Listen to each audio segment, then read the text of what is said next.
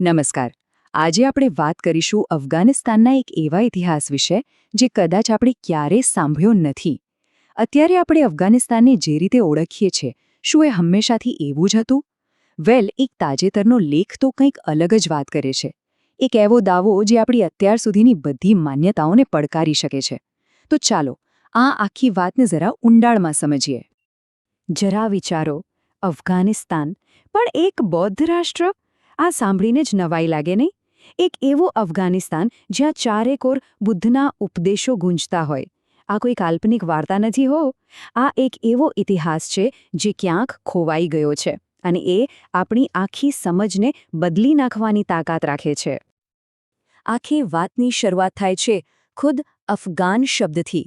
તમને જાણીને આશ્ચર્ય થશે કે એક સ્ત્રોત મુજબ આ નામ પ્રખ્યાત ખગોળશાસ્ત્રી વરાહમિહિર સાથે જોડાયેલું છે. હા, એ જ વરાહમિહિર. અને આ એક જ કડી આપણને એવા રસ્તે લઈ જાય છે જ્યાં આ દેશના મૂળ સીધા બૌદ્ધ ધર્મ સાથે જોડાયેલા જોવા મળે છે. પણ આ કહાણી ફક્ત અફઘાનિસ્તાનની નથી. જરા ઝૂમ આઉટ કરીને જોઈએ તો એક ખૂબ જ મોટું ચિત્ર સામે આવે છે. સવાલ એ છે કે શું એવું બની શકે કે આખો ભારતીય ઉપમહાદ્વીપ આખો એક સમયે એક બૌદ્ધ સભ્યતા હતો? અને આ વિચાર કોઈ હવામાંથી નથી આવ્યો. ખુદ ડૉક્ટર બાબા સાહેબ આંબેડકરે આ વાતને સમર્થન આપ્યું હતું. એમના ઊંડા સંશોધન પછી એમનું તારણ હતું કે ભારત અને આસપાસના વિસ્તારોમાં એક સમયે બૌદ્ધ ધર્મ જ મુખ્ય હતો. એક એવો સમય જ્યારે લોકો શાંતિ અને સમાનતાના સિદ્ધાંતો પર જીવતા હતા. હવે સાંભળો, લગભગ 1300 વર્ષ પહેલાંની વાત. એક ચીની પ્રવાસી યુ એન્ડ સાંગ ભારતમાં આવ્યા હતા. અને એમણે જે લખ્યું છે ને, એ આજે માન્યમાં ના આવે. એમણે લખ્યું કે અહીં લોકોના ઘરોમાં તાળા જ નથી હોતા, કોઈ ચોર લૂંટારાનો ડર જ નહીં. કલ્પના કરી શકો છો? અને આ અદ્ભુત શાંતિ અને સુરક્ષા પાછળ બૌદ્ધ ધર્મના પ્રભાવની વાત કરવામાં આવી છે. સારો, તો આ તો થઈ પ્રવાસીઓની વાતો. પણ પુરાવા શું કહે છે? જ્યારે પુરાતત્વવિદ એલેક્ઝેન્ડર કનિંગહામે ખોદકામ શરૂ કર્યું, તો એમને જે મળ્યું એ ચોંકાવનારું હતું.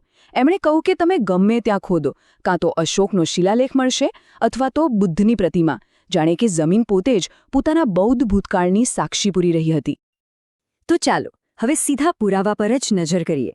એવા પુરાવા જે આજે પણ પથ્થરો પર કોતરાયેલા છે અને આ ખોવાયેલા ઇતિહાસની ગાથા ગાય છે. 84,000, જી હા, 84,000. આ કોઈ નાનો સૂનો આંકડો નથી. એવું કહેવાય છે કે સમ્રાટ અશોકે આટલા બધા બૌદ્ધ વિહારો એટલે કે મઠ બનાવડાવ્યા હતા. જરા વિચારો, એ સભ્યતા કેટલી વિશાળ અને કેટલી ઊંડાણપૂર્વક ફેલાયેલી હશે. આ પુરાવા ક્યાં ક્યાં છે? જુઓ, અફઘાનિસ્તાનના પહાડોને કોતરીને બનાવેલી બામિયાન બુદ્ધની એ વિરાટ મૂર્તિઓ, એ તો બધાએ જોઈ જ હશે. પણ શું તમે જાણો છો કે સોમનાથ મંદિરની બરાબર નીચે એક 3 માળનો બૌદ્ધ વિહાર છુપાયેલો હોવાના પુરાવા મળ્યા છે? અને આપણા કચ્છની સિયોદ ગુફાઓ? આ બધું એક જ દિશામાં ઇશારો કરે છે, એક ભવ્ય બૌદ્ધ ભૂતકાળ. આખી સમયરેખા પર નજર કરીએ તો 2600 વર્ષ પહેલાં બુદ્ધના સમયથી શરૂઆત થાય છે. પછી આવે છે મૌર્ય સામ્રાજ્ય, લગભગ 2000 વર્ષ પહેલાં, જ્યારે ચંદ્રગુપ્ત મૌર્યના શાસન હેઠળ અફઘાનિસ્તાન પણ આ બૌદ્ધ સભ્યતાનો ભાગ હતો. અને પછી 1300 વર્ષ પહેલાં યુ એન સાંગ આ બધું પોતાની આંખે જોઈ એનું વર્ણન કરે છે.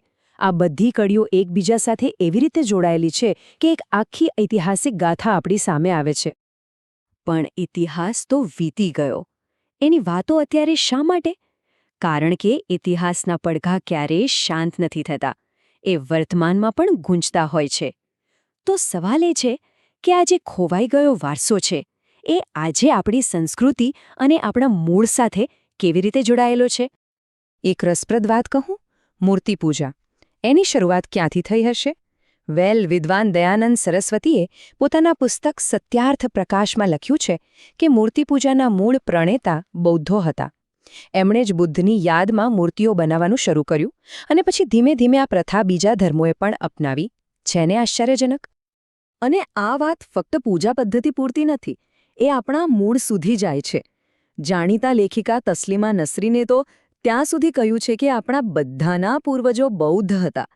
જો ડીએનએ ચેક કરાવીએ ને, તો એમાં પણ બૌદ્ધ પૂર્વજો જ નીકળશે. આ એક બહુ મોટી વાત છે. એ આપણને વિચારવા પર મજબૂર કરે છે કે ભલે આજે આપણા ધર્મ અલગ હોય પણ આપણા મૂળ ક્યાંક એક જ જગ્યાએ જોડાયેલા છે. ઓકે, તો આ બધી થઈ ભૂતકાળની વાતો, પણ એનું આજે શું? એનું વર્તમાનમાં શું મહત્વ છે? શું આ ખોવાઈ ગયેલો ઇતિહાસ આજની સમસ્યાઓનો કોઈ ઉકેલ આપી શકે છે? ચાલો આ દૃષ્ટિકોણને પણ સમજીએ. જુઓ, એક બાજુ છે એ બૌદ્ધ સમાજના મૂલ્યો, જેની વાત આપણે કરી રહ્યા છીએ.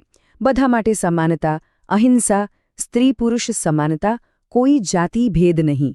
અને હવે બીજી બાજુ જુઓ આજના પડકારો: જાતિગત ભેદભાવ, ધાર્મિક ઝઘડા, સ્ત્રીઓ પર અત્યાચાર. આ બંને ચિત્રો વચ્ચેનો તફાવત કેટલો મોટો છે એ સ્પષ્ટપણે દેખાઈ રહ્યું છે. બુદ્ધના ઉપદેશોનું કેન્દ્ર શું હતું?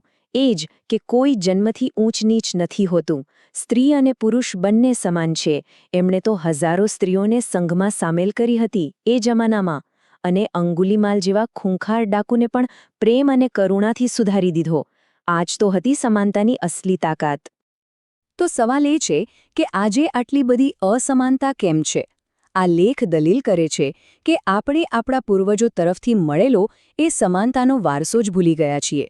અને એવું કહેવાય છે કે આ ભૂલને કારણે જ આપણા સમાજમાં જાતિવાદ અને ભેદભાવ જેવા ઝેરે ઘર કરી લીધું છે. તો અંતે સવાલ એ જ છે, શું આ ભૂલાઈ ગયેલો ભૂતકાળ ભવિષ્ય માટે કોઈ બોધપાઠ આપી શકે છે? શું આ ખોવાયેલો વારસો આપણને એક વધુ સારા સમાજ તરફનો રસ્તો બતાવી શકે છે? આનો જવાબ તો કદાચ આપણે સૌએ સાથે મળીને જ શોધવો પડશે. વિચારવા જેવી વાત છે, નહીં? આભાર.